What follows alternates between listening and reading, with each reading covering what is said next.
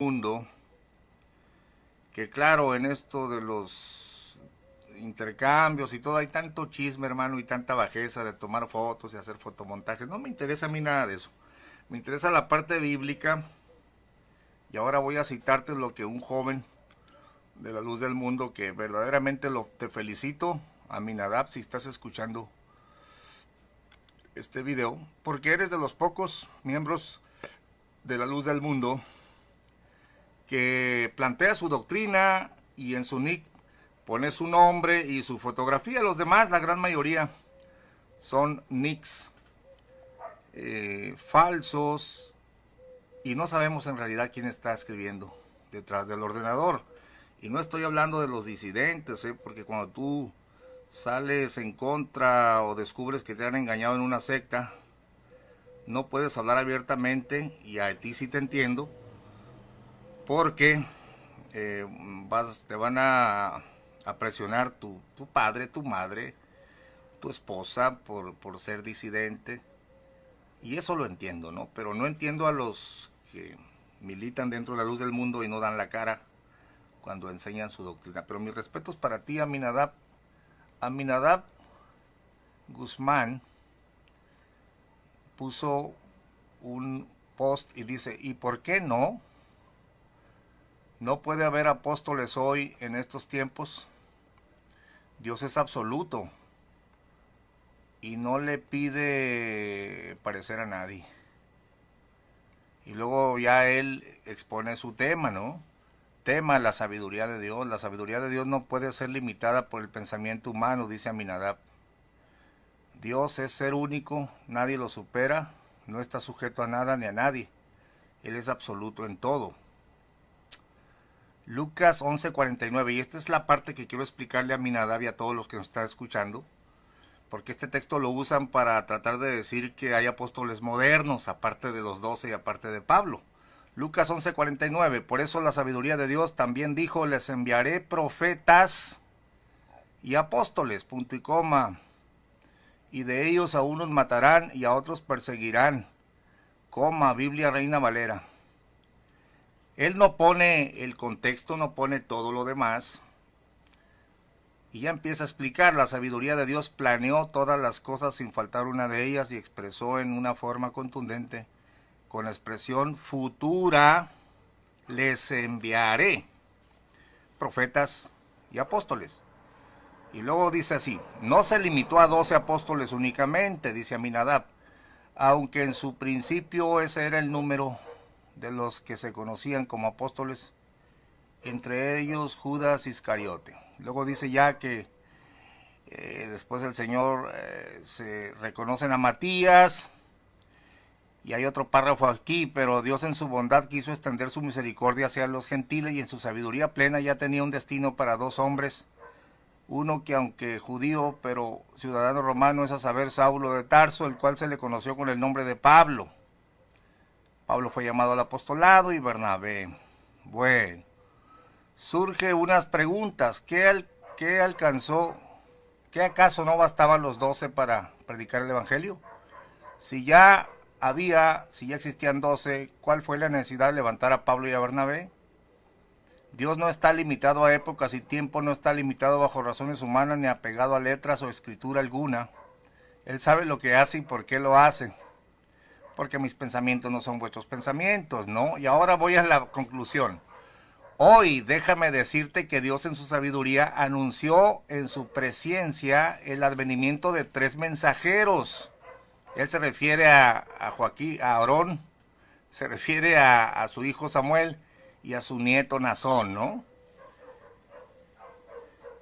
Anunció en su presciencia el advenimiento de 3 mensajeros en estos tiempos con el evangelio eterno, para predicarlo a toda criatura. Aquí está citando el ángel de Apocalipsis. Bueno, no sé si los 3 estaban en este ángel, ¿no? Y te puedo asegurar que yo conozco en estos mensajeros del Dios vivo. Conozco a estos mensajeros del Dios vivo. Dios es incuestionable, porque a Dios así le place hacer sus cosas. Estoy a sus órdenes. Bueno, quiero comentar la parte bíblica, como Aminadab lee un texto, no lee el contexto, lo tuerce, Vamos a Lucas 11:49. Lucas 11:49. Y yo quiero demostrar así rápidamente cómo es imposible que la iglesia tenga su fundamento en una dinastía de hombres. Algo parecido ha planteado la Iglesia Católica, poniendo la carga sobre el apóstol Pedro y de ahí inventándose una sucesión apostólica. Lo mismo ha hecho la Luz del Mundo. Primero de una manera ridícula, diciendo que por 1800 años no hubo palabra de Dios ni nada, hasta que llegó Eusebio, y ellos tienen su inicio, según ellos, en Eusebio para acá, y confían en esta familia Joaquín para que sean los intermediarios entre Dios y ellos, ¿no? Pero vamos a ver cómo se tuerce la escritura. Lucas 11:49. Siempre que tú oigas algo que se predica, por favor lee el contexto. Fíjate si el texto está diciendo lo que el individuo dice. Lucas 11:49.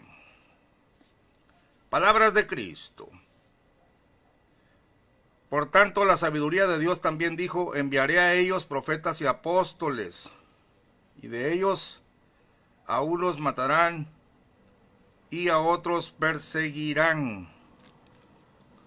Pues sí, y él ya se inventó que esto traspasa hasta los tiempos modernos, donde se levantaron tres. No fundamenta el apostolado de Eusebio para nada, pero según él está usando este texto porque Cristo dijo que enviaría, ¿no? Y que nadie le puede alegar al Señor, él en su sabiduría. Pero si tú lees atentamente desde el verso 48, el Señor está hablándole a esa generación y los está regañando. Verso 47, hay de vosotros que edificáis los sepulcros de los profetas y los que mataron a vuestros padres. De cierto dais testimonio que consentís en los hechos de vuestros padres, porque la verdad ellos los mataron, mas vosotros edificáis sus sepulcros. Le está hablando a los escribas y fariseos de ese tiempo, ¿no? Por eso la sabiduría de Dios también dijo: enviaré a ellos profetas y apóstoles. No dice apóstoles nada más, y él te presenta tres, no, van incluidos dos. Y de ellos a unos matarán y a otros perseguirán. Escuche bien, punto y coma. Aminadab nada más puso el verso 49.